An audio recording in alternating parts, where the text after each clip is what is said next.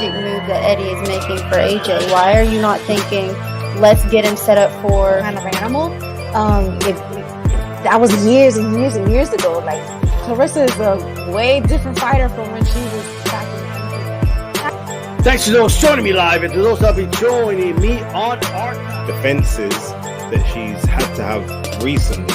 You know, she's pulled people. All right, what's going on, everybody? Welcome to another edition of the RoundTable about tribalism. I don't think tribalism is necessarily bad. I just don't think it has to be. I don't know what he think he sees or what he think he know.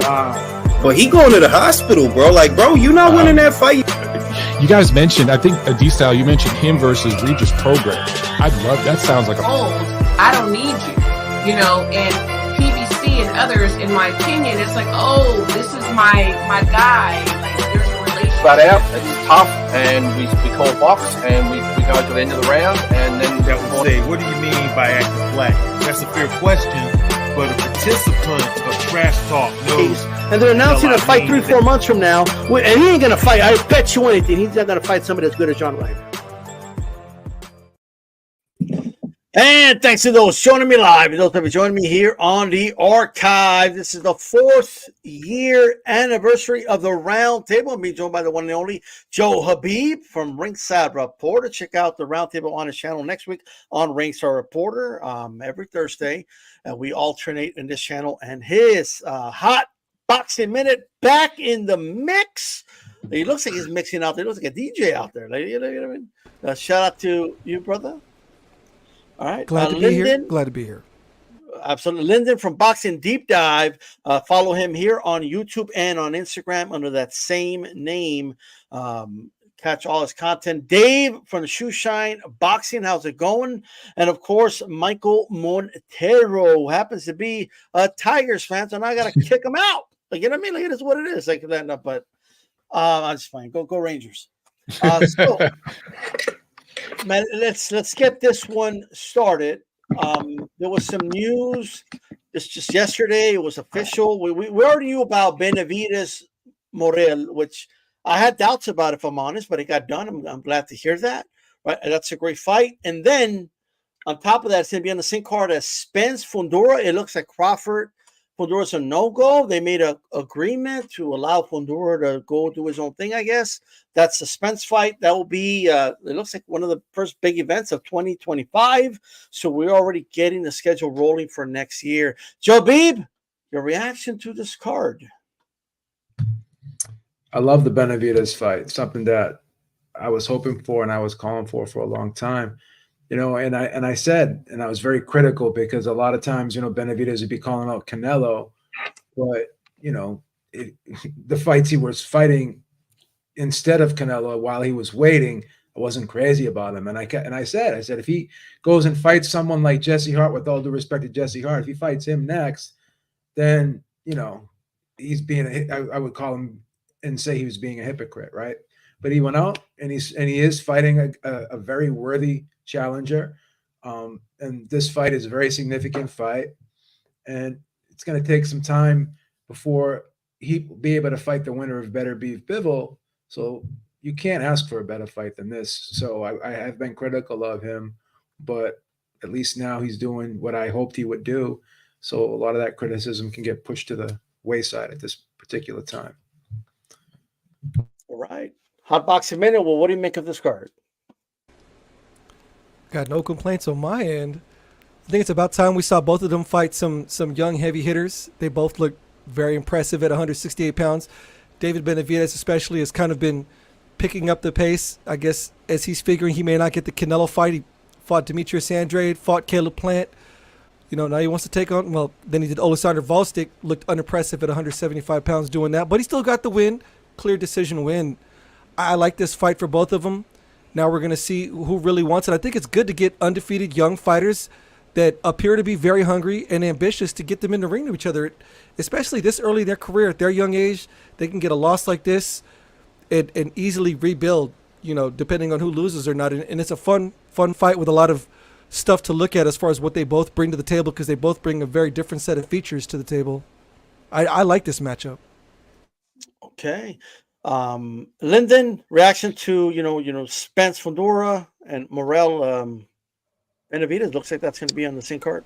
Yeah, I'm a little bit surprised that the Benavidez and Morell fight is happening so soon. I would have thought that maybe this is a fight that might happen in 12 to 18 months later. But look, fully applaud both guys. These days, we don't necessarily see guys like these fight each other and take a risk. They wait and wait for that big fight. So, I welcome it. I actually think Morell is a very, very good chance of beating Benavidez based on what I saw last time out. I think this whole thing, this myth about Benavidez seems to have grown over time. It's just like he's this unbeatable monster, and I don't see it. And I think Morell is a big chance.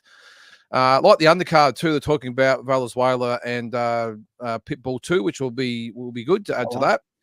But what was the other one? Fundora and Spence. Yeah, obviously the interesting thing with that is the WBO have said they're not going to sanction that fight because Spence is not ranked. So a little bit to play out there. Whether he gives up the WBO belt, we don't know. But I like both fights.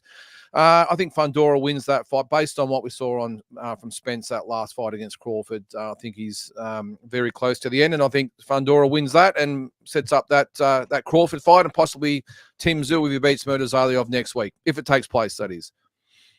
Absolutely. And speaking of that, I just think No Limit and PBC should be proactive and just change it now. Just change it now. It's a small venue anyway. Could I ask you, boxing minds here in the room, a question? Sure. So I'm looking at the betting odds, and as at the moment, it looks like Errol Spence is the slight betting favorite. Now, for the most part, the boxing betting setters tend to get this kind of stuff right. In my heart of hearts, I believe they're dead wrong on this one. Could you explain to me why would Errol Spence be the betting favorite going into this fight with so many factors going against him? More people know him. It's the name. Oh, it's the name. So is it the general public placing their money and just betting, moving the lines like that, or their ideas on it? It's more than that.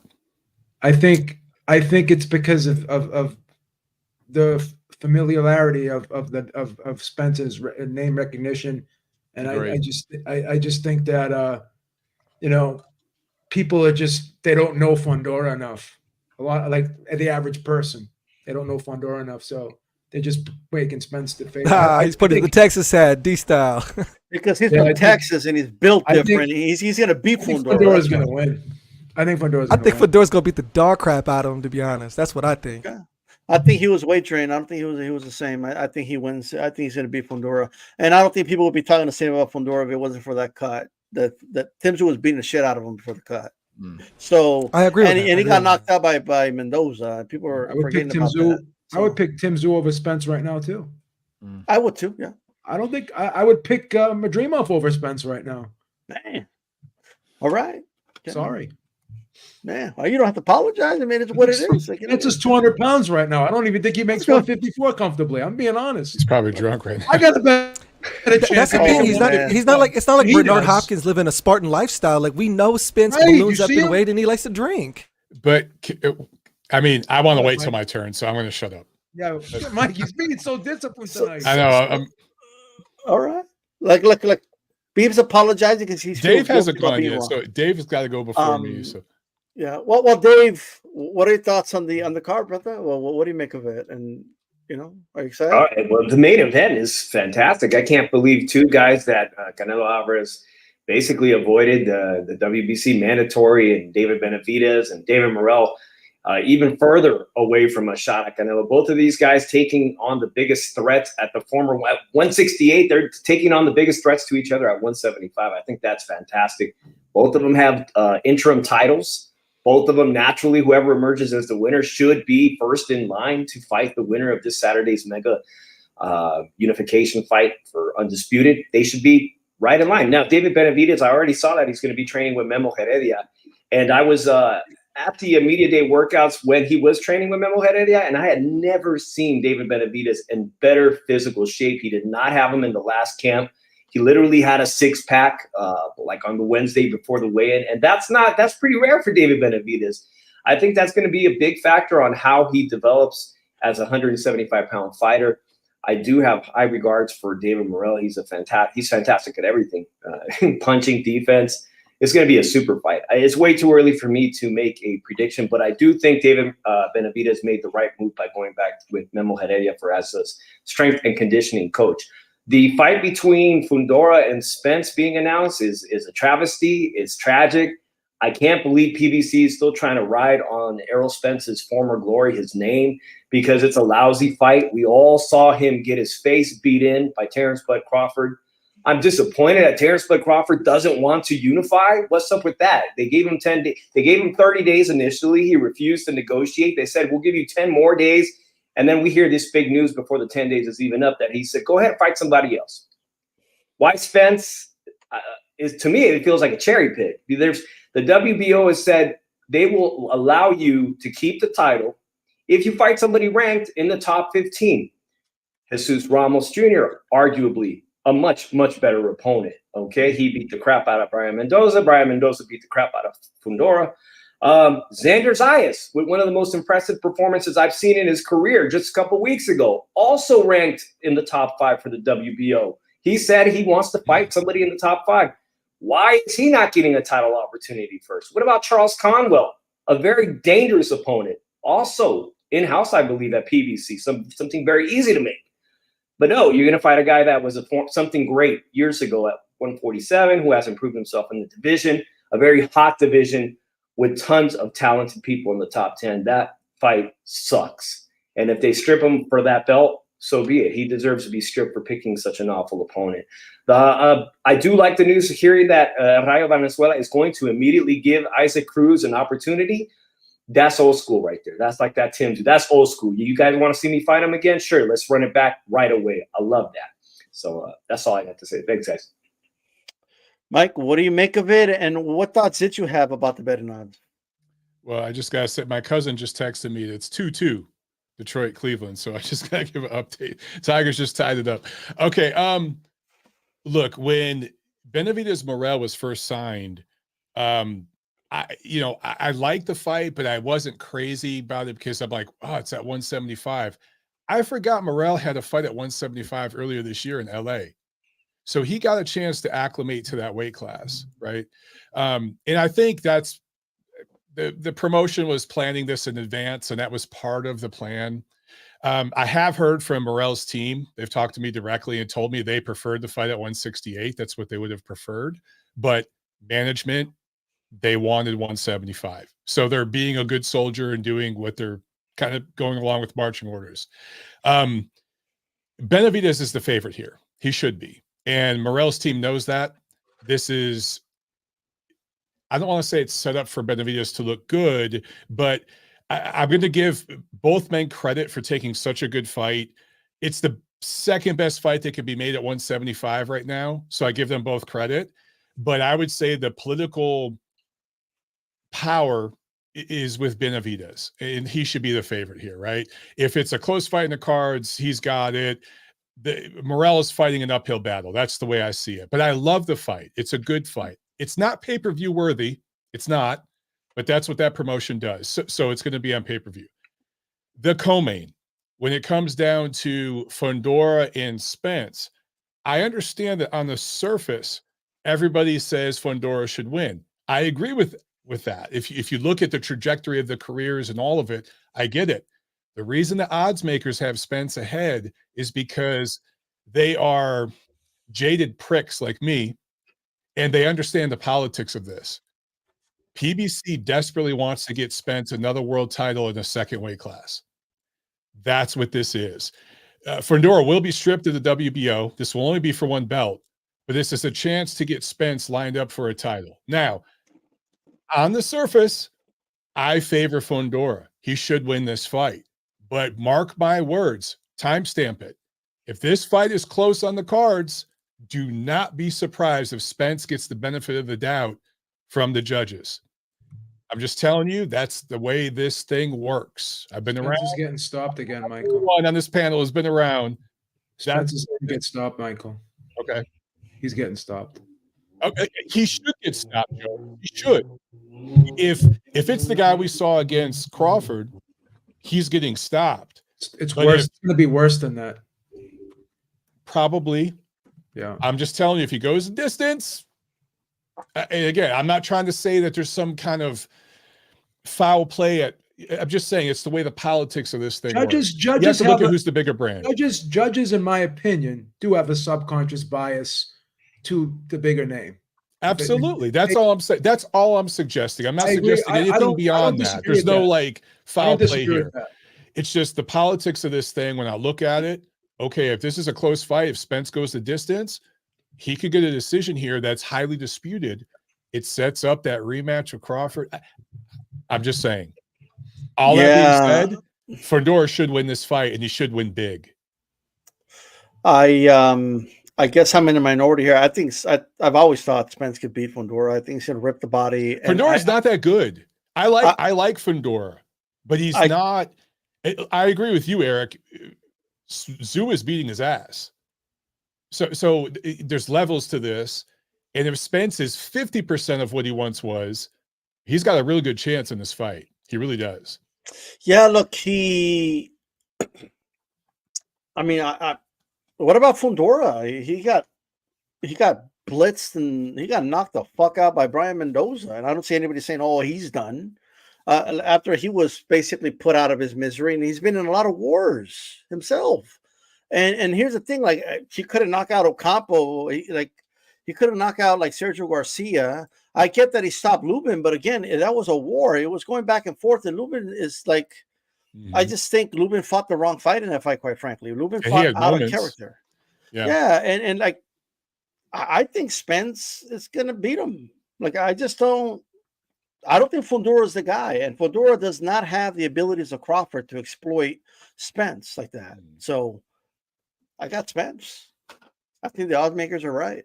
So it is what it is. That's what I think. Maybe I'm just being biased. I'm from Texas, but it is what it is. Okay.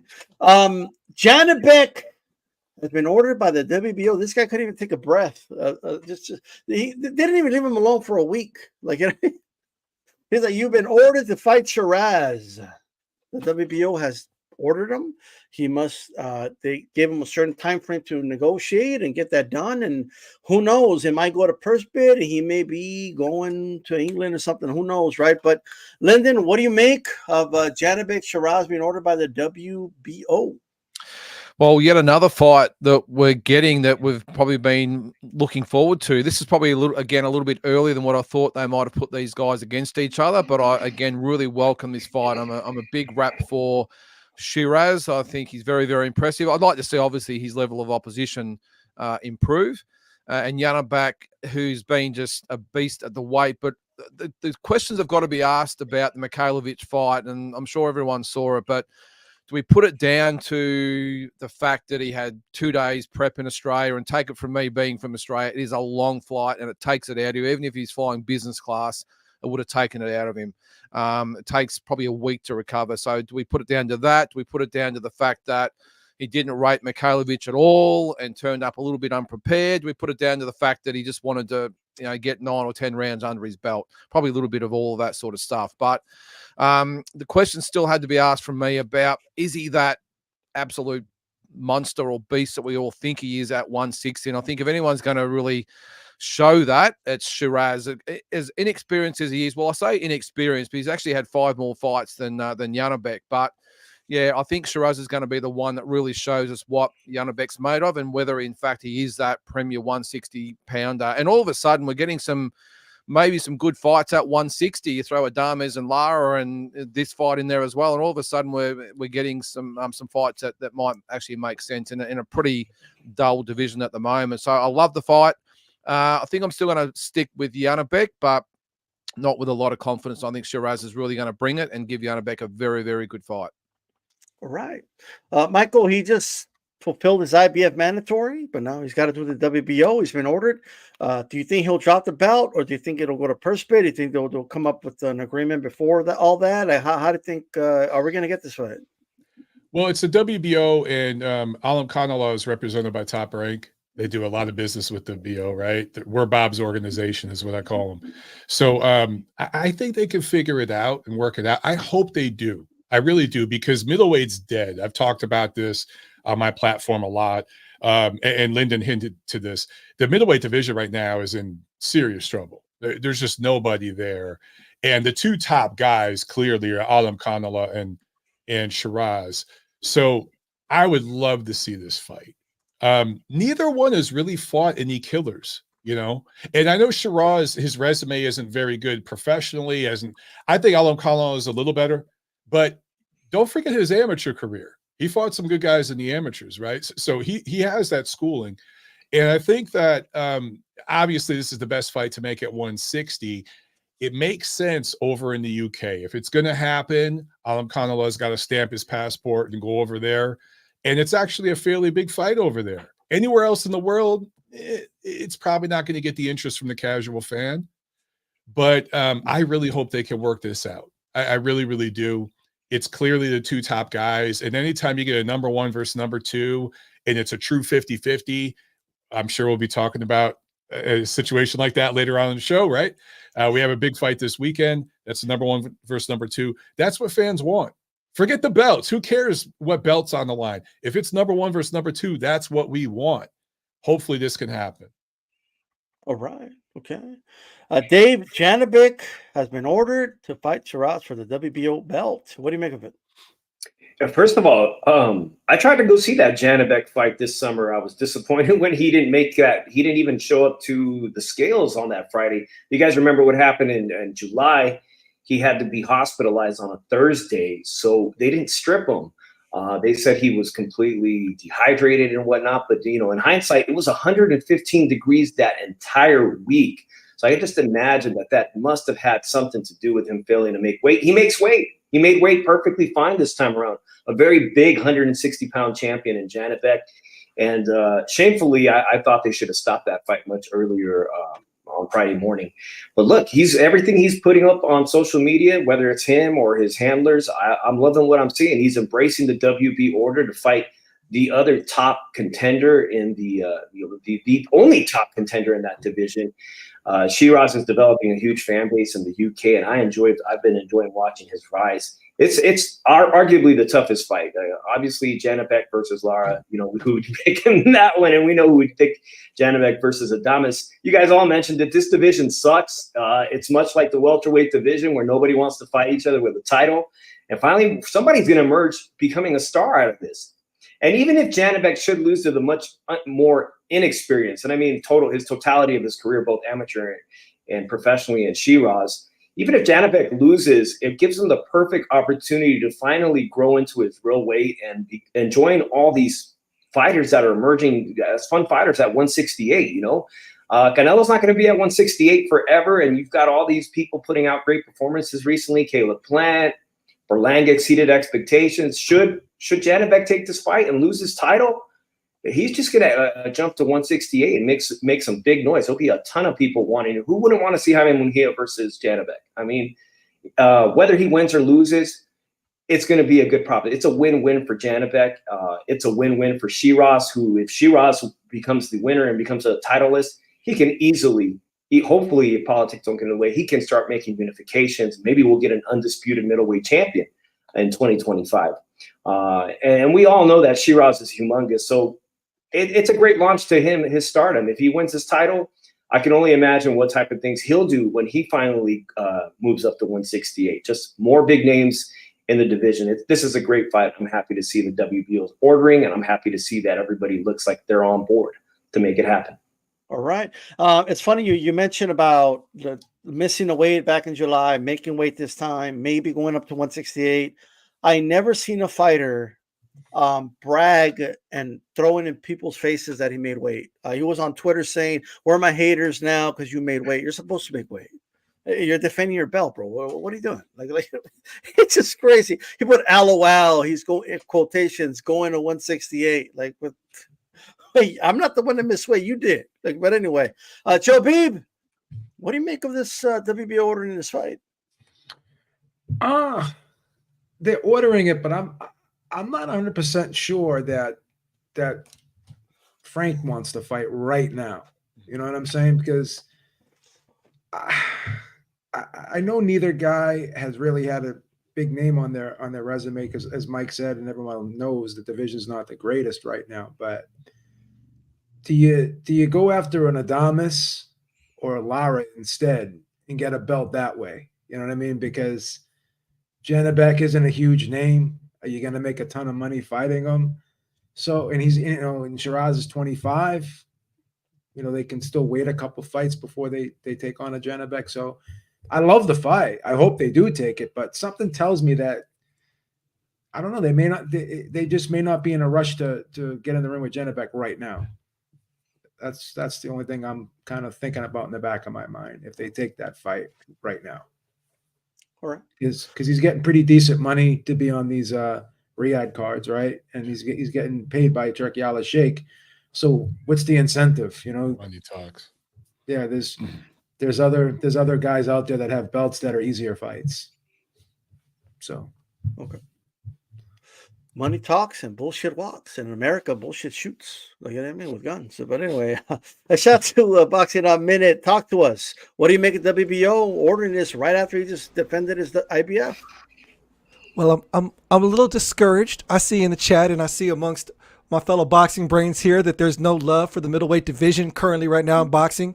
Such disrespect for the second or third greatest Cuban boxer of all time, and Kid Chocolate Montequianapolis, and then, of course, Erislandy Lara. I wanted the title unification fight between, this is me being sarcastic, by the way, Alim Kanali and Erislandy Lara, but I don't think fate will have that. I like the idea of him fighting Hamza Shiraz. I think we saw in that last fight with Janibek that, he has vulnerabilities on the inside, which really doesn't leave much for Hamza Shiraz to work with, because he's a man who loves his reach. He's 6'3", with, several inches of reach relatively compared to Janibek. I'm not going to try to say his last name. I've never been big on the Janibek train. I'm definitely hype on Hamza Shiraz. I like what I've seen so far from that kid. As far as the money is concerned, is there any truth to Dan Rayfield's salacious claims that Janibek turned down $1 million fight offer to fight Hamza? Was that true? I don't know if that's true, but I know they Janibek's saying it's not. Janibek said it's not true. I don't think. Well, so. Janibek's social media handlers, and whoever his social media handlers are, they're awesome. They've got him sounding like a very sharp-tongued. Yeah, it's not tweeting. I don't believe it. I don't believe it, Jeff. Okay, so some people would say Dan Rayfield is the gospel at times. I take everything with a grain of salt, but supposedly, I assume that whatever he could make possibly fighting Hamza Shiraz, who is with Queensberry and kind of has that Turkey Al Sheikh money possibility, is a lot more than the $350,000 he recently got paid to fight that Malkovich, whatever his last name was. Sorry, the tough Aussie kid that wanted to fight him straight up linear and inside the pocket. Yeah, he put on an awesome fight for people who love watching brutal beatdowns. I would love to see that fight. Will it really happen? I don't know. The handler, Janibek's social media handlers have made it sound like they're all for it. And I would love to see that fight. I would favor Hamza Shiraz, even though I think he would be the betting underdog because he doesn't have as much professional. Actually, he has more professional fights, but overall, I think he doesn't have as much amateur experience as Janibek, or I guess by most critic standards, don't consider him to be as technically proficient as Janibek. But I favor Hamza in that, and I would love to see that matchup. Yeah, that is a great matchup for sure. Really quick, the middleweight division, and I'll apologize ahead of time to Michael Montero, but it reminds me of this great city of Detroit. Like the great. Look at that city, and then look at it now. Like, you know what I mean? Like that. That's, Detroit's making a comeback, baby. Downtown Detroit, we're building shit. There's brand new buildings. There's new bars and restaurants. So it's doing better than the middleweight division. Then he goes and moves to Georgia. I know. Well, look, like maybe the middleweight My wife division was not moving to Detroit. She was not having it. Well, maybe the middleweight division will make a comeback like Detroit's making a comeback then. So we'll see about that. You know what I mean? Let's go ahead and let's talk about the big fight. Let's get right into it. Beterbiev-Bivol to be more accurate, for the undisputed light heavyweight championship of the world. This never really mattered to me. They're 1-2, like Montero mentioned. As long as it's 1-2, I'm happy. But I'm glad that the whole WBC thing got handled, and I guess Mauricio Suleiman doesn't feel Bivol's Russian enough, so we get the undisputed fight. And so, but I'm glad it's all on the line. This is a historic fight to me. It's a fight fans fight. I'm not hearing a lot of casual fans ask me about it, but I don't really care. This is a fight for me and for fight fans like me. I love this fight. It's a hard fight to call. I've been going back and forth, and everyone's making great arguments all around. But let's get right to it, Dave. Beterbiev versus Bivol. Who you got in this one, and why? I had to go first. I can't flip-flop after hearing this great panel. Yeah, it's incredibly difficult to call this fight. You know, I would say it's 50-50, but that meniscus tear that Beterbiev has rehabbed, it's very concerning for me, because if you look at the past history of fighters who were near 40 years old who suffered knee injuries, including Sergio Maravilla Martinez and other fighters, they're just never the same. The mobility is never the same. So I know that Beterbiev looks fantastic leading up to this fight. He claims to be 100% healthy, but I'm not buying it. I just can't buy it. If both of these fighters were 33 years old, I would favor Beterbiev, but I'm having a difficult time thinking that he's going to be the exception to the rule, that at 40 years old, or if he's 39, that his meniscus tear is not going to play a factor into his mobility this Saturday. I do love Dimitri Bivol's statistics, his plus minus. He's #1 jab. His defense is near perfect at the division. He pitched a perfect shutout against the face of boxing Canelo. But Beterbiev he's a full-grown 175-pound fighter, and he has a 100% knockout ratio. This is why this fight is perfect for fight fans. It's very difficult to call. But I think Bivol is going to get caught. If Joe Smith had that success that he did in almost putting Dimitri Bivol on his ass, I think Beterbiev is going to land some big shot. And one of the most interesting bets that I saw on DraftKings yesterday was that Beterbiev gets knocked down but still wins by decision. And I think that's very likely, and it's going to make for a great fight, to see the potential to see Bivol hurt or put on his ass and still have to rally back and make adjustments to outbox Beterbiev. I think that's a fantastic bet. I think I saw it pays $700 for a $100 wager on that. There's some really interesting prop bets. It's very difficult to call. The other one that I really like, though, is Beterbiev. No disrespect to his boxing acumen, because he is a lot better than people give him credit for. Because he knocks everybody out, he doesn't get that credit for his long career as an amateur, putting Usyk on his ass. You know, he can box. Tomorrow, this Saturday, we may see something completely different. We may finally see Bivol frustrated that he's not the better boxer. We might see that too. My heart says with the injury, rehabbing of the knee, with Bivol showing in his career that he outboxes everybody, I think he's going to outbox a 40-year-old Beterbiev, but it's not going to be easy, and it's not going to look great. And I think he might actually get caught, and we'll finally see some danger. And we might see Bivol on his ass for the first time in his career have to make these adjustments to win a majority decision. All right. For those watching, make sure you hit the like button. We got 60 people watching. Make sure you hit the like. It's much appreciated. Lyndon, what you got in this one? Well, I'm just glad the fight is finally here. This has been a hell of a long wait, and I'm looking forward to getting up. I'm not sure what time it starts over there, but the card starts at 3 a.m. here, so it's going to be a bit of an early morning. Not quite sure I'll get up ultra early to watch it. Maybe get up when Jaya Pattaya gets on. That's probably about it. But look, I think it's going to be a great fight. I think the thing with Beterbiev, I don't think the meniscus injury is going to be maybe as relevant as maybe a lot of people think, because of the style that he fights. If it was Bivol, I think it might be a little bit different, maybe a little bit more toes, a little bit more movement.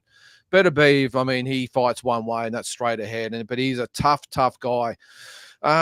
Look, it's as 50-50 as you could possibly get. I have no idea who's going to win. If I've got to lean one way, I'm going to stick with Dimitri Bivol. I just think he's been the younger fighter. I think he's been a more active fighter. I think I've said on here before, he's made of that same Russian steel that Beterbiev. I think that's got to be taken into account. I just think it's going to be a great fight. I'm going to pick Bivol by a close decision. I think that he's going to have his moments. I wouldn't be surprised if there's a knockdown somewhere along the way, but I'm going to stick with Bivol to win a close decision over Beterbiev, in which what should be hopefully a fantastic fight. All right. This real season cards are long, so it'll be like what, maybe 6, 7 in the morning when that fight goes down for you? About that. 6:15 p.m. here. Okay. On the East Coast. Yeah. Man. Oh man. Abib, talk to us. Who's gonna win this fight and why? 39 is the new 29 in today's day and age, right? I wish. So normally we would think 39 is old, and it is old for boxing, but Beterbiev is different. And normally when I hear someone got a knee injury like that, meniscus tear, now keep in mind there's different grades of tears, and I'm curious and I wonder how bad the tear was if he wasn't out that long, because sometimes you can have like the different grades, like the grades 1, 2, and 3, and it could have been a very minor injury, and I suspect it may have been because he's coming back so quickly. The thing about Beterbiev is he's a very efficient fighter, right? And when guys try to move away from him and reset, he's constantly inching forward, and you think you're able to get away from him, but he's always there. So no matter where you go, he's right there to cut you off. He's in your face. And a lot of that has to do with just having good ring instincts, right? Picking up and reading his opponent well, seeing what his opponent is doing in there and anticipating where his opponent's going to be. And before his opponent gets there, he's there and they can't get away from him. So he's always on his opponent. He's always within range, striking distance. He shortens up his shots very well. So it's like he's shooting these shots from the elbow and just like quick hip elbow movement where some guys kind of go from the shoulder and go over the top and straight, like, really a real accentuated movement. Everything about this guy is just short, compact, 6-inch punches. And when you block the shots, even if you're blocking the shot, it hurts. So everything that this guy does, he gets a reaction out of his opponent, right? So Bivol can be blocking shots and he's still going to get moved around. Even if he's blocking the shot, he'll have his hands up, and this guy is just so strong, right, that he'll be able to force his punches through the guard, right? So I just have a hard time believing that Bivol is going to be able to evade this guy and move away from this guy the whole fight. And Bivol does have a tendency sometimes to like to lay up against the ropes and suck guys in. And if he does that against Beterbiev, forget about it. Like, it's not going to be like Canelo, who kind of like just stops in the mid range. Beterbiev's going all the way in, and he's just unloaded, right? And going back to the instincts, right? A lot of times when people, when you say instincts, people are like, what does that mean? Instincts is being able to see an opening, but being able to, act on that opening very quickly. A lot of times, like when fighters get old and stuff, they say, oh, I saw the opening, but I just couldn't act on it. Beterbiev can act on that. Like, he's got great timing. Like, you watch him punch with guys will be punching, and he just sneaks and threads those shots through like a piece of thread through a nimble, right? And fighting Beterbiev is like being stuck in a maze and looking for the exit, right? If it's that movie The Shining, at the end of that movie, when Jack is in the maze and he's trying to find his way out of that maze, and everywhere he goes, he's running into a barrier. And he just can't get out. Everywhere Bivol goes, he's going to be running into a barrier, and that barrier is going to be Beterbiev. Just like Vosdick thought he could outmaneuver Beterbiev the whole fight, but everywhere he went, Beterbiev was right there in his face, throwing those short shots, finishing up to the body, placing the shots well. And again, I just don't think Bivol will be able to evade him the whole fight. I do think Beterbiev will catch up to him, and I think he'll put some serious damage on him. And I think he's going to stop Bivol in 9 rounds. And I think it's going to be a vicious stoppage. I'm a little bit worried for Bivol in this fight. I'm being honest. I'm looking at Beterbiev, looking at this guy at the press conferences, looking at him in these little sit-down interview face-to-faces, and this is like a lion looking at a side of beef ready to go in. I'm a little nervous for the guy, to be honest. Okay. You're going to put a little vigil for him, son? I'm probably going to light a candle before the fight. Hey, Hot Minute, who do you got in this fight, brother? Goodness. Well, number one, this fight is a definite treat for boxing fans, needless to say, especially for the hardcore. I'm not sure how invested the casual boxing fan is, but I believe that hardcore boxing fans are getting what is probably the most highly anticipated fight of the year, aside from maybe the Fury Usyk fight, which is probably on par. I've been looking forward to this fight for a very long time. I want to take you guys on a little trip down memory lane. At my gym in 2017, during the build-up for the Gennady Golovkin fight versus Canelo, my friend Jaba Kotishvili, and I hope I'm not butchering his last name, Jaba Kotishvili, he came out from the Russian state of Georgia to come train in my gym because Canelo wanted to get that Eastern European flavor as a sparring partner in preparation for Gennady Golovkin. Now, my boy Jaba grew up on the Soviet national amateur team along with Beterbiev and Bivol. So this was all during that really turbulent time when Kovalev was losing back-to-back fights to Andre Ward. Adonis Stevenson didn't want the smoke. And then, you know, all of a sudden, Andre Ward relinquishes his Infinity Gauntlet and the Stones redistribute. Bivol gets elevated to full champion. And then, if I recall, Beterbiev, that same year, a few months after Ward retired, he became a champion. So then it became Adonis Stevenson, Beterbiev, and Bivol, and then there was Usyk coming up at the same time. I used to ask that guy Jaba all the time. You know, he speaks very choppy English. Jaba, who wins between Beterbiev and Bivol? And there was never any hesitation in his face. He would always smile too. Beterbiev knocks out Bivol. Beterbiev knocks out Bivol. And I would ask him this every few months because it was like our inside thing. Jaba, who's gonna win? And then Jaba, you know, he lost one pro fight. And he was like, if I lost in my 5th pro fight, I don't need to be doing this. And he's moved on and started businesses and stuff. He still comes by the gym every now and then. And every time I see him, I ask him the same question. Who you think now? Because they're, you know, they're getting older. And it looks like, you know, Beterbiev might be aging out of the game. Jaba still says the same thing. Artur Beterbiev, you know, I think about certain interviews. And I'm going on miscellaneous X factors here on this one. Because we all know that, you know, they're both fundamentally sound boxers. I think a lot of people see Beterbiev's 100% knockout to win ratio, and they think he's just a mauler, but he's not. He's actually a very technically proficient boxer. He might not have that traditional Soviet pendulum mastery that you know Dmitry Bivol has. That kind of reminds me of who was that guy that knocked out Danny Jacobs? Anyways, Pirog. But yeah, you know he is proficient in his own way. They use their jabs differently, but they're both master of their own jabs. Where Dmitry Bivol uses his jab to set up, you know, and get you in a rhythmic and lull you to sleep with volume. You know, Beterbiev will use that jab in a thudding way to kind of interfere with your concentration, hurt you, and he'll cut a slight angle to get you at the side of your face. And he likes to hit you at the side, and he definitely likes to hit you in the back of the head, but this isn't about that. You know, that X factor. In recent interviews, I remember seeing Beterbiev get interviewed by Steve Bunce, and he has this look in his eyes, and Beterbiev never really talks much. But he did say he has this look in his eyes, and he says, what does Bivol bring to the table that you haven't seen? And you know, Beterbiev just smiles. He has a sharp look in his eyes. So I know. There was another press interview when they first announced, you know, Bivol and Beterbiev. They're sitting across, you know, in one of those big presentations for Riyadh season or what have you.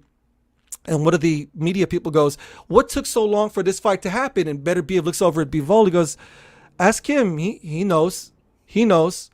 So these things all lead me to believe, this is my assumption, that Beterbiev used to put the beat down on Bivol during sparring. Could or could not be. Now, we also got to take into account the meniscus tear, and somebody made a mention of it earlier that there are those rumors are going around that maybe those injuries that keep happening to Beterbiev could be, you know, it has a very unusual timing, which could coincide to cleaning out your system, but no proof, so we can't say those kind of salacious things, obviously.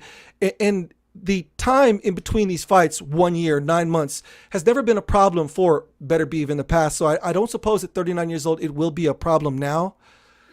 And you know, just stylistically going into the fight, we've never seen Dmitry Bivol get out of really first gear.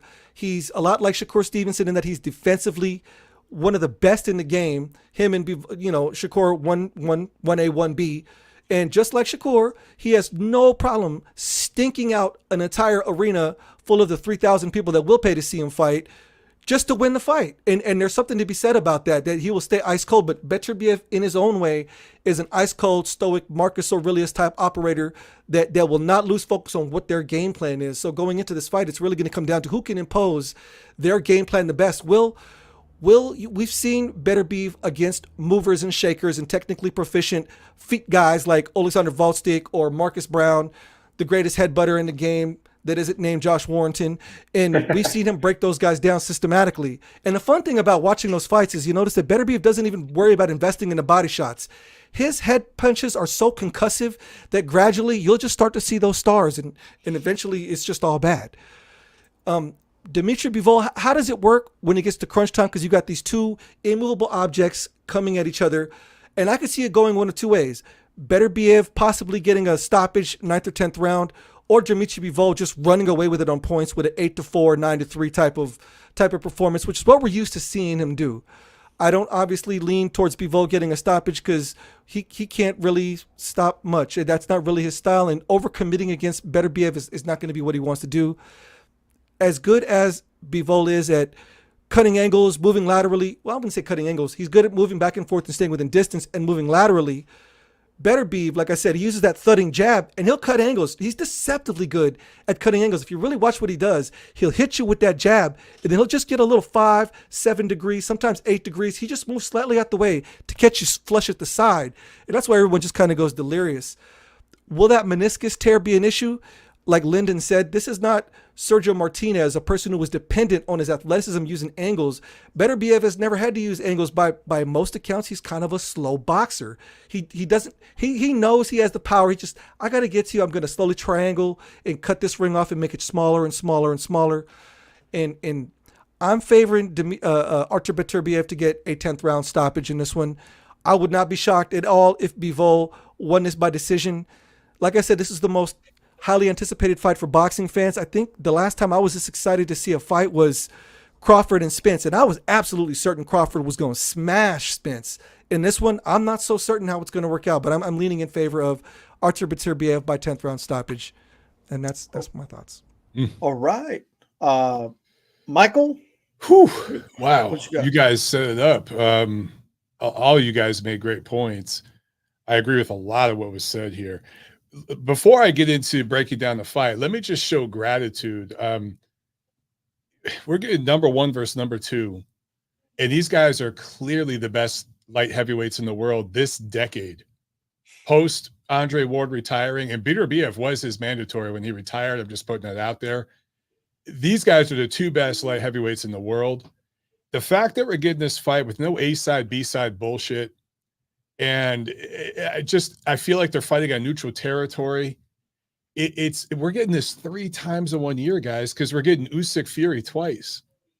This is great. I mean, as a boxing fan, I feel like every time I do a podcast, I'm complaining about the level of fights out there because there's so many mismatches and showcases on pay-per-view. Gervonta Davis has a fight coming up. I posted the odds to that. It's 14-1. And they're going to charge people $90 for that. So, like, we're getting a real 50-50 here. And this is not going to look like Crawford Spence, where one of those guys was truly, truly elite. Another one was a little bit of a media buildup, to a little bit better than he truly was.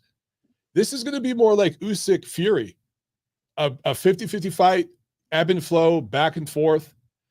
Now, as far as Beterbiev with a meniscus tear, I'm going to go ahead and personalize this. I had a meniscus tear this April. I was sparring. I moved under a left hook, and my right knee popped. And I went and got surgery about a week later. And I can tell you right now, moving straight forward, no problem. Moving side to side, it is different. Going in the gym and squatting and doing power cleans and stuff, no problem. But moving side to side, I do feel it. Pivoting too, right, Michael? Pivoting, it kills you, right, when you pivot? Yeah, so I've been pivoting more with my left, but if you try to pivot out with your right, you do feel it. You feel it, you feel a twinge. Yeah, on the inside of my knee. Yeah. Now, I had a pretty severe tear. I don't know, we don't know with Beterbiev, but it is something that makes me wonder. And he's been cut a lot. His style is to come forward and bludgeon, right?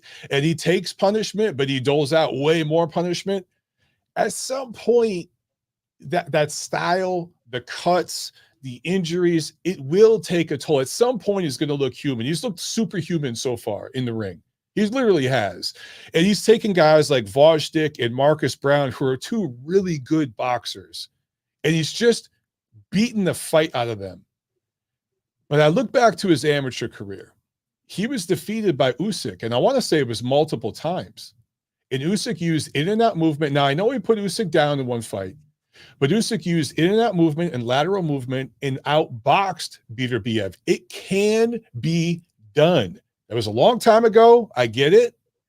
But since this fight was signed, I thought Bivol had the temperament and the style to win a decision against Beterbiev.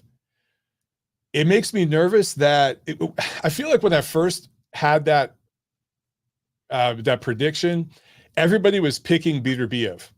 And now I see like it's shifting and everyone's picking Bivol. And like it's a cool hipster pick right now to pick Bivol, and it makes me nervous about my pick. But I'm not going to go back. Damn it. I'm going to be consistent. I'm going to take Bivol points. But I will say this about Beterbiev. He is deceptively athletic. He is the closest thing we have in this era to Rocky Marciano. And if you look back and you watch Marciano on the jump rope, I invite all of you to go watch footage of him jumping rope. That was one athletic Italian. He was light on his feet. He didn't get the credit he deserved for being the athlete he was, because he would come forward and punch hard, just bludgeon people. It's the same thing with Beterbiev. He's an athlete. He's a very, very good athlete. He doesn't get enough credit for that. We know Bivol is an athlete. We can see him move with his feet. I just wonder in this fight, obviously the question is, can Bivol keep it up for 12 rounds? I think early on he's going to have his way. I think he's going to put rounds in the bank. Can he keep it up for 12 rounds? That's the question. He's got to pitch a shutout, and I'll say this and then I'll leave it alone. The level that we've seen from Bivol so far is just good enough to be really competitive with Beterbiev and lose. He's got to raise to a level we haven't seen yet. My gut feeling inside is that he's going to do that. He's going to show us a level we haven't quite seen yet, and he's going to pull out this win, narrow points win. Going to be a hell of a lot of nervous moments. Wouldn't surprise me to see 2, 3, 4 round runs by both guys like we saw in the Usyk Fury fight.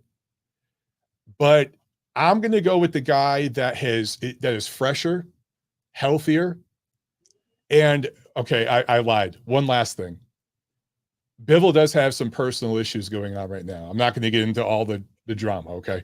And I know him and his wife.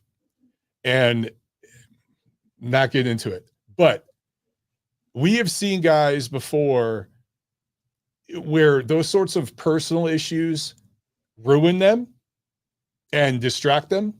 And then we see guys that those personal issues they use as fuel to motivate them to rise to a higher level. I think Bivol is going to be that guy that uses the personal issues in his life to rise to the occasion. So I'm going to take him by points in this fight. And the fact that it's on regular ESPN here in the States, or ESPN Plus, we don't have to pay for it. It's not pay-per-view. That's an added bonus, man. I'm just, as a boxing fan, I'm just very, very grateful. And this fight's on at 6:00 p.m. I get to watch this while my 2 little girls are eating dinner. I'm serving them dinner and watching the fight. This is great, man. I'm so excited. I haven't been this excited since Canelo Golovkin for a fight. Yeah. Well said. Look, I've been going back and forth with it, but I'm sticking to my guns. I've been on the Bivol side. I do believe Bivol will win this fight. It's not going to be easy. I think there's going to be moments where he needs to weather the storm. Maybe I don't know what it is. Call it intuition, gut feeling, but I just don't envision Bivol broken and beat up and confused, and I can't picture that. Like, I gotta see it first, and I get that's what Beterbiev does to all his opponents, but I just think this guy is just different. He just built different. Not only that, it's not just being tough and all that. He's a very skilled fighter, very quick on his feet, really good reflexes.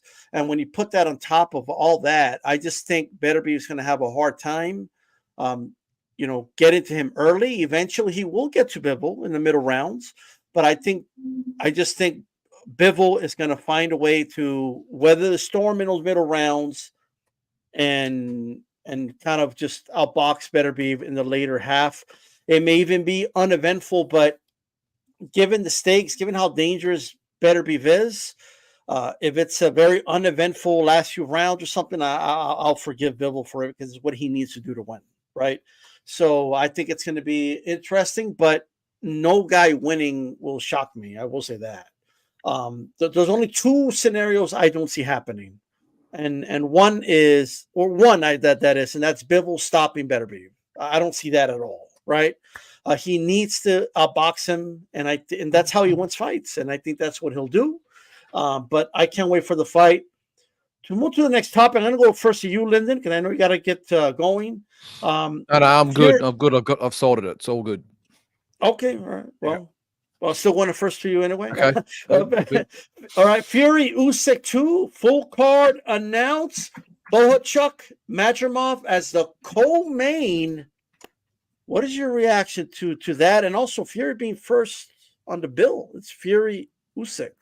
I did actually see that and took note. I'm glad you noticed that it's Fury versus Usyk. I'm sure that might change. Who knows? But look, if I'm being honest, the Madrimov Bohachuk fight is attractive. They're both coming off losses though, but I'm not that excited about the card if I'm being completely honest. I understand it's all about the main event and that's what everyone's going to be tuning into, but we've sort of got used to the Riyadh cards being these mega events.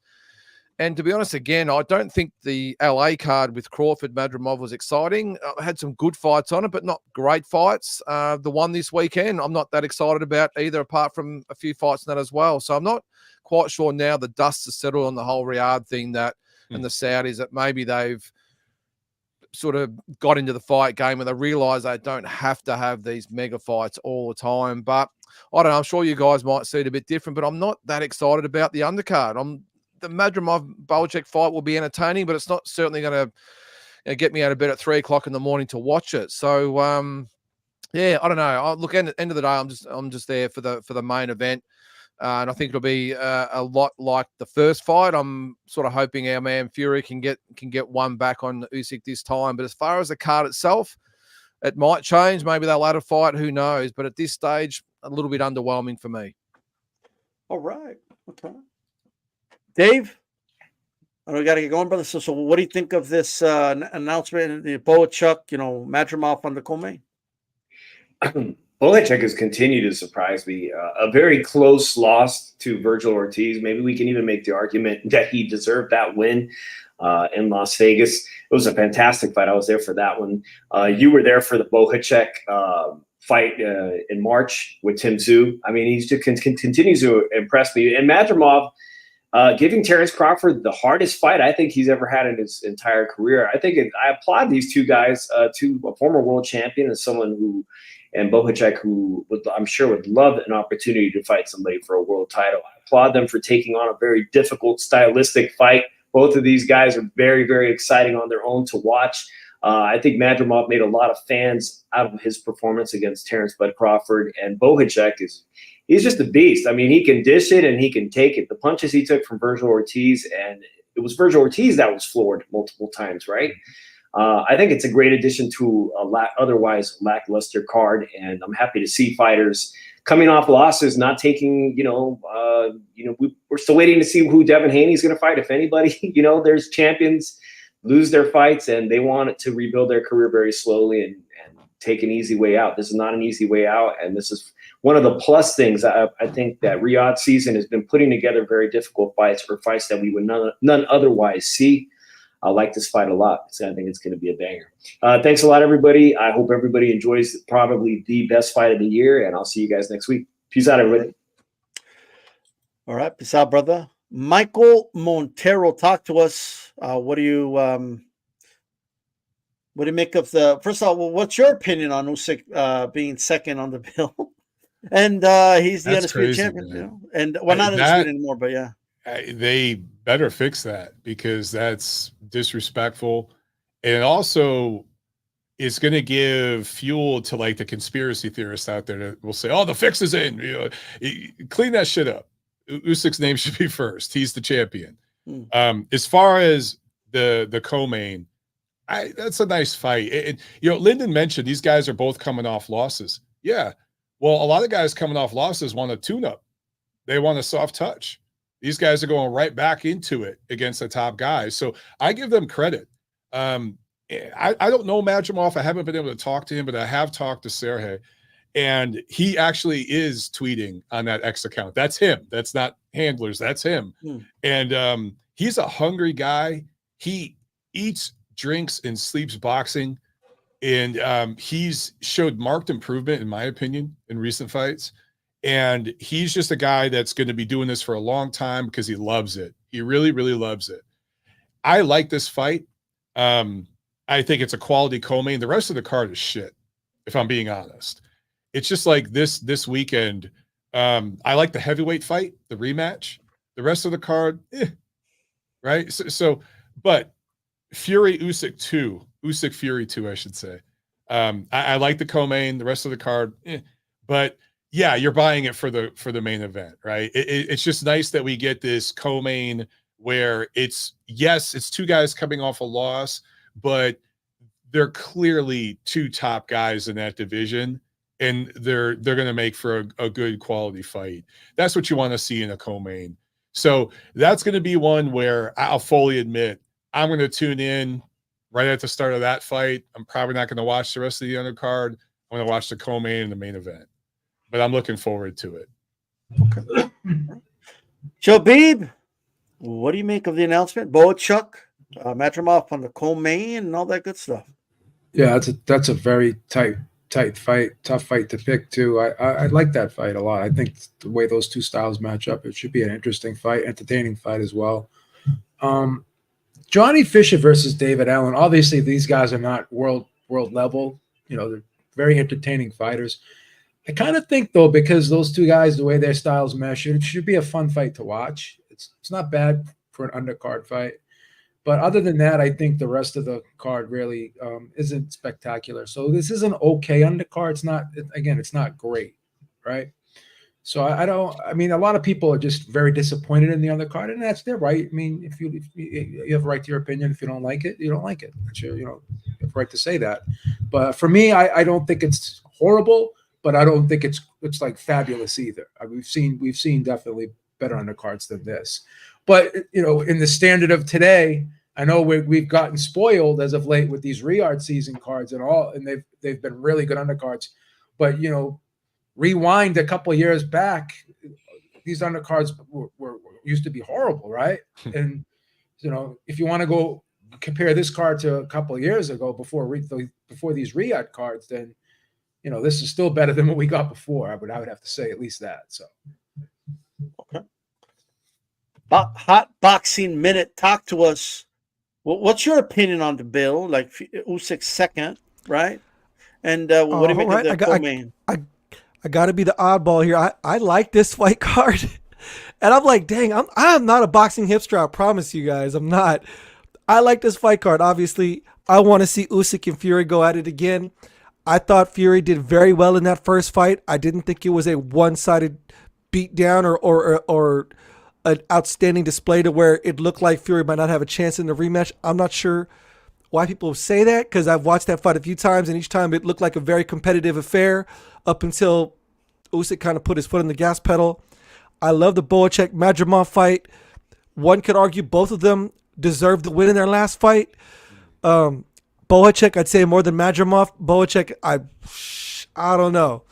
I felt like he did very well in that fight against Virgil. I thought Madrimov did very well in that fight against Crawford.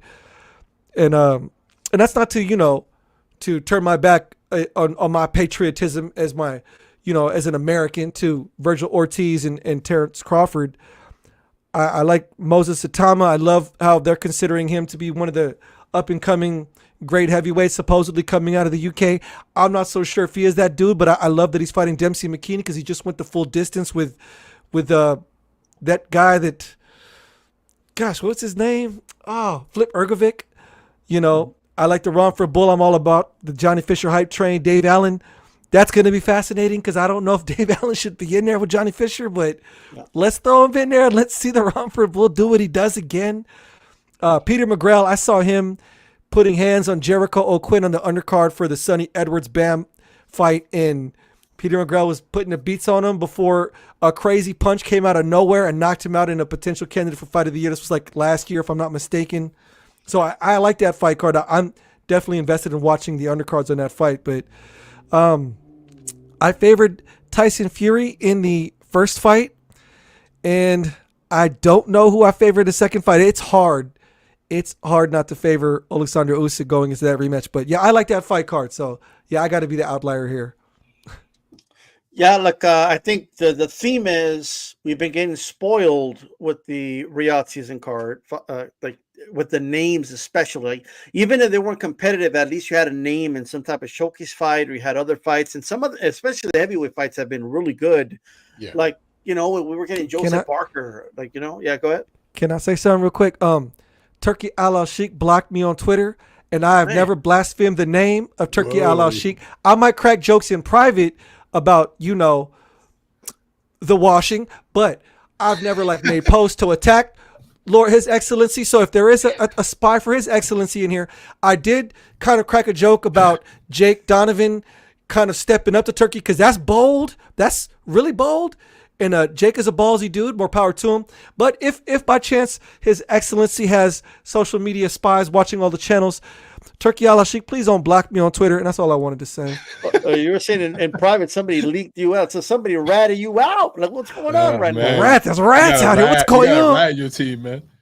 Man, what's going on? Who ratted Hot Boxing Minute?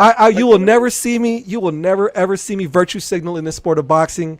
I love this sport because it is kind of real schmarmy and very wild westy. So I'm not going to sit there and point the finger at whatever anybody stands accused of behind closed doors. Just give me the damn good fights, and I'm not here to play the moral victor. This is a blood sport, so I'm not going to crave seeing violence of a very high degree and then get all moralistic about it. So Turkey, if your people are listening, His Excellency, man, have some mercy on me. Unblock me on Twitter. Jesus. Well, it's just this what it is. So I heard you didn't want to hold his hand. That's why he blocked you. But I don't know. But what I'll say is this: don't get like nothing good lasts forever in boxing. Like nothing. That's true. You get something good, they're gonna find a way to like, you know, how can we like give them less but still make the same? Like that's just the way it is in boxing. Like don't get used to it. He's already done that. Yeah. Can I tell you, Turkey followed a bunch of people in boxing on Twitter. Since you brought up Twitter, Hot Boxing Minute, he followed me. He followed a bunch of guys from Ring Magazine, right? He followed a bunch of people, and he kind of did the thing for a year or two, and then he dropped everyone. If you go to his X account now, he follows 0 people. So, like, he was doing the old school, like, hey, follow me back thing, right? And then he dropped everyone. So, like, he's playing the game. I give him credit. And hey, man, make the great fights. We're watching. It's all good. But I agree with you, Eric. Nothing lasts forever. This phase is going to, come to fruition at some point. Yeah, this is just like the Uber thing that they charge very little. Remember Triller? Cheap. You guys remember that shit? Yeah. Oh, we've seen this. We've seen this story played out so many times in the last 10, 20 years. Billion-dollar oligarchs coming in the game, just dropping money left and right. We've seen this. Closet investors putting big money behind brand new fledgling companies. So yeah, it's temporary. It's temporary, and like come in, disrupt the market, believe you're going to take over somehow, and then you get resistance, right? And that's kind of what's happening right now. So it is what it is, right? Plus, people got to remember. I understand that Saudi has a whole lot of money. Guess what? A lot of countries do, but it's not his money.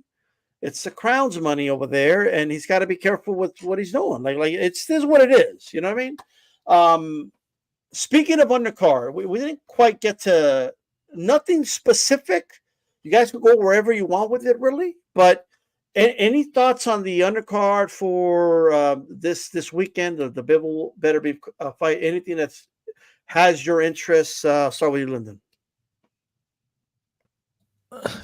Look, for me, the Aussies, that's probably about it. I mean, I'm not sure I'll even get up to watch it if it's that early with Sky Nicholson and Raven Chapman. I'm sure it'll be an entertaining fight, but Sky, she's a very, very good young fighter, but not, well, let's face it, not the most exciting fighter in the world. But Jai Pattaya, Jack Massey, I'm not sure it's going to be the best fight or the most competitive fight.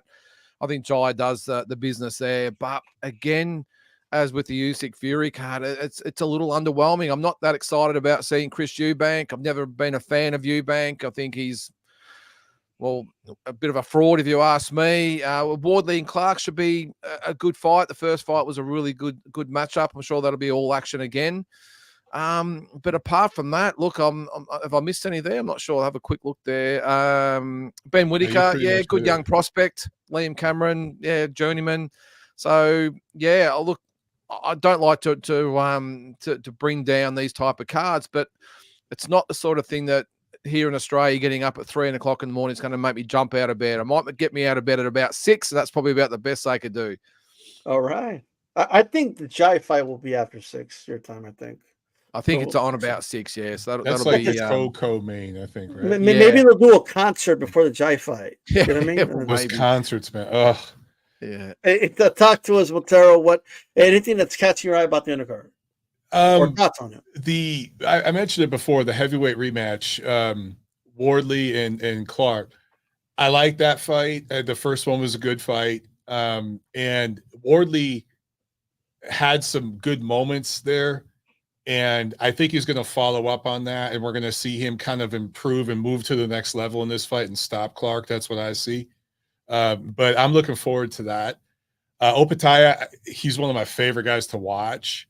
I know his last performance was a little underwhelming. I think he's going to be very, very impressive and explosive in this fight. It's a good get back for him to get like an explosive knockout. I like that. Chris Eubanks fighting, whatever, as Lyndon said, it is what it is.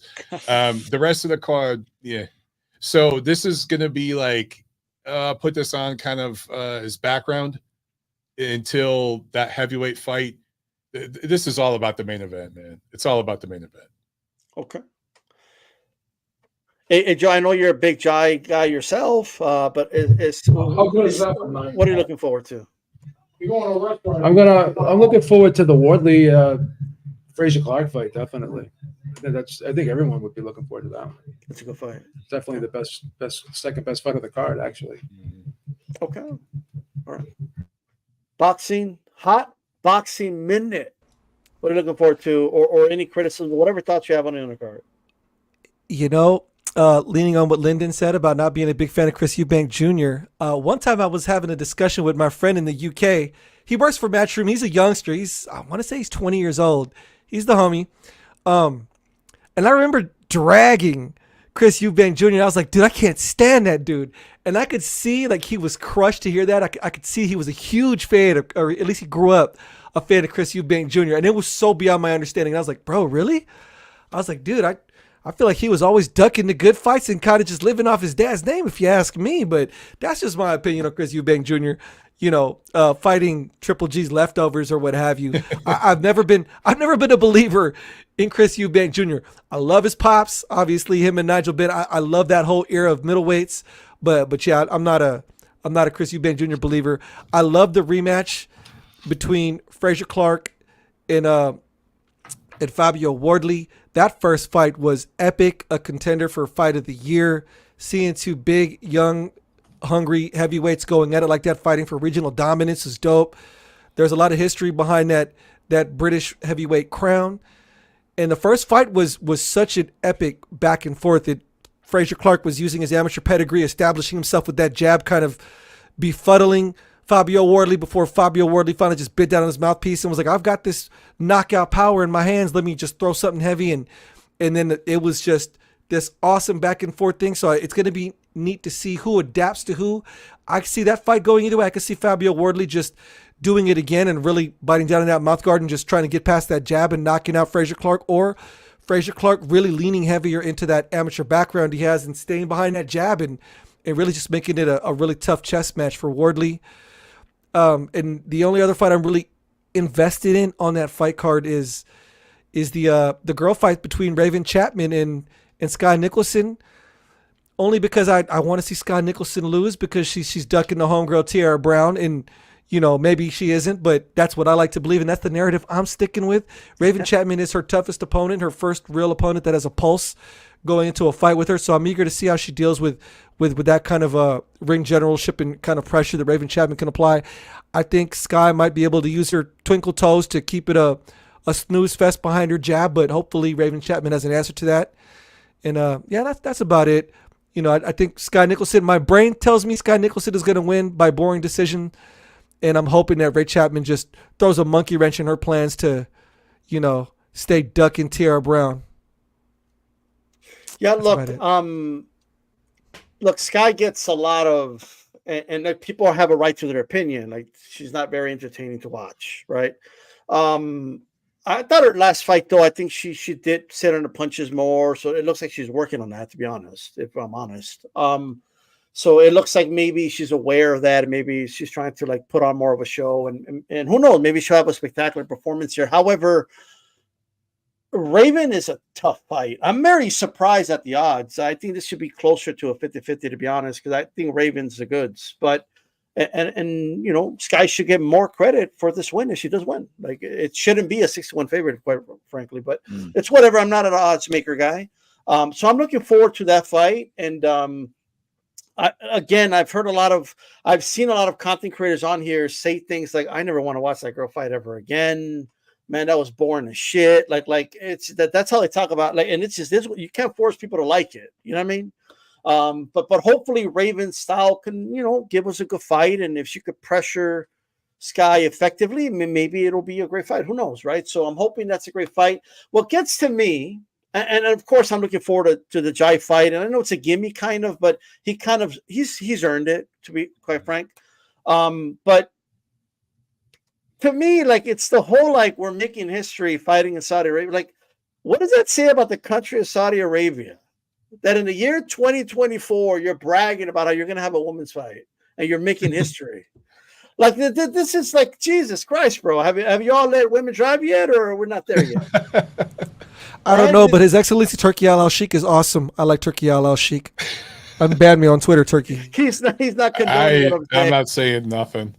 I'll get him in trouble. But there's definitely a track record there. That's all I'm going to say.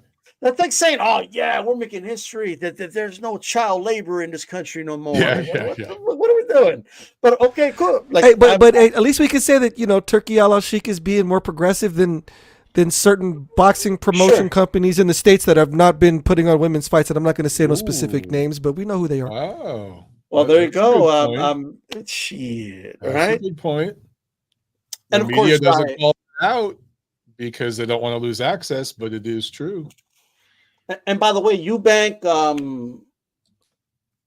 I don't know. I don't know if I can't prove it, but talk about going a little extra to impress Turki Al Sheikh, hitting mitts with like with the garb and I don't know, man. It's whatever to me. But you do what you do, brother. You know what I mean? So maybe that's what you got to do a hot minute. You know what I mean? Start wearing the. Hey, for a seven-figure check, I'll sling around a Turkish sword and I will hold hands with a grown man. I'll admit that. I'll admit I'll that. do that for $100. I'll hold your hand. Give me $100. Oh man, I want to bounce it back. We got one more topic, and we'll get out of here. Hot boxing man, I'm going to go back to you. This is about running it back. We all saw the fight. It seemed to me every time the ball breathed on AJ, it was rattling him. But AJ wants to run it back. And he says, I want my immediate rematch. I want to run this back. A lot of people are saying he's crazy. He dominated you. What are you thinking? But I got to be honest. I can appreciate a fighter who says, I don't care what people are saying. I don't care if you don't think I could do it. I want to run it back. What do you think of AJ wanting to run it back? And do you think he has a shot in their rematch? The truth of the matter is Anthony Joshua has a proven track record of getting his licks back, or at least he did in the past. I don't know what was going on in his performance in that. Going into that fight, I was so confident that AJ was going to box circles around Danny Dubois, and then as soon as he got cracked with one clean shot, he suddenly forgot he had a jab. He suddenly forgot how to use his feet. He was throwing uppercuts, lunging uppercuts. What has Boxer Size been doing with Anthony Joshua? I don't know. But you got to give Anthony Joshua the benefit of the doubt. Let him run it back if he wants to run it back. Definitely, commendable on him. Regardless of what we might think about that performance, AJ still has huge brand recognition out there in the UK. They could probably easily fill another stadium. Yep. And, this is make or break time for AJ, which I think we've said that in the past too about AJ. Make or break for AJ. And then there's still the possibility of another stadium fight that yet awaits after Tyson Fury and Alexander Usyk get done with their whole ordeal. This Anthony Joshua, who's essentially the face of the heavyweight division, for the UK at least, for hardcore boxing fans who pay attention to the sport that aren't, brainwashed to believe Deontay Wilder was anything more than a one-trick pony. I commend him for wanting to run that leg back. It's going to be an interesting fight. I'm not confident at all in his chances in a rematch. Danny Dubois, once those testicles have dropped and you've lost your V card, you're just a whole different type of man. And Danny Dubois was like, yo, I can't have my girl see me get beat up in a stadium. Sorry, AJ, I need to knock you out. So I like this new Danny Dubois. He's talking crazy in press interviews. He's not backing down. I like that, It's a step up from the awkward homeschooled private school kid. I like this Danny Dubois. And I would favor him in a rematch, but anything's possible. If AJ could do it one time with Andy Ruiz, he could do it again. I'm sure he's watching the replay of that fight thinking to himself, man, I could have used my jab, or what the hell was I thinking, lunging into an uppercut? I don't know. But I would like to see that rematch. Joe Beeb, I know you're a big fan of rematches, especially with AJ. It seems he gets a lot of cracks at the apple before his opponent. So what do you think? And can you at least appreciate that he wants to run it back? No, when I first thought about the rematch taking place, like when it was being talked about right after the first fight, I was like, yeah, but it's hard. It's hard for AJ to just walk away from these fights because these are huge events, and this will be another big event. And who else is he going to fight? I mean, Fury versus Usyk, that's going to be in December, so they won't be able to fight again until the following year, probably in the spring or early summer, right? So you can't sit around and wait for the winner of that fight, right? So you got to fight somebody. So both men, Dubois and AJ, obviously I would think they would want the winner of that fight, but they have to wait. So while they're waiting, they can fight each other, and it's going to do good numbers. It's going to be good business. So I don't hate the fight, and I did think the fight was turning when AJ landed that big shot, and I wasn't 100% sure at the time that Dubois was going to come back. So I was like, oh shit, here we go. And I thought he really had Dubois hurt. So, I thought he would win the first fight, but I was kind of pulling for Dubois because I do like Dubois. I'm a big Dubois fan, But yeah, the rematch does make sense. It's not stupid to do the rematch. Okay. So Montero, what do you make of it? AJ wants to run it back. Yeah, so I like it. I give him credit. I mean, imagine if Canelo called out Bivol and wanted an immediate rematch after he was shut out by Bivol 12 rounds to 0. That's kind of what this is. So I give him a lot of credit for wanting to run it back. And it's the heavyweight division, man. Anything can happen. One punch can change everything. Joshua, to me, his biggest liability in that fight was he dropped his hands. The left hand was down the whole fight. And the chopping, looping right hand that Dubois caught him with, I think was at the end of the first round, Joshua's hands were down by his waist. And if you're going to do that, you got to be way out of range. You can't be in the mid-range like that. And so I don't know what was going on with him. I don't know if he was just overconfident. He didn't respect Dubois, or I don't know what it was, but it seemed like after that first big shot, he just never fully recovered. A lot like the Ruiz fight, where after that first big shot landed, he just could not recover. Against Vladimir Klitschko when he got dropped, he was able to recover from that shot, but he was fighting a guy in his 40s who was semi-retired. Against these young, hungry guys, you know, it's very different. Now, with the Ruiz rematch, I knew the second that was announced, Joshua was going to win, because Joshua's always been a much better fighter than Andy Ruiz. Andy Ruiz just isn't on that level. I don't know about this one. Danny Dubois is proven himself as a top heavyweight. He's grown up in front of our eyes. He's learned on the job, because he had an amateur career, but it was fairly limited. And he's had it, like, he suffered some tough losses. People wrote him off. But to his credit, he's come back stronger from those losses.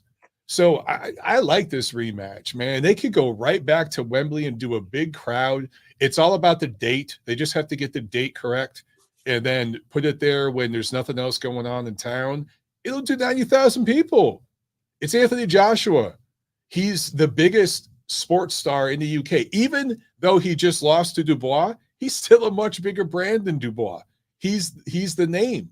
So I give them credit for running it back. It also makes a lot of business sense.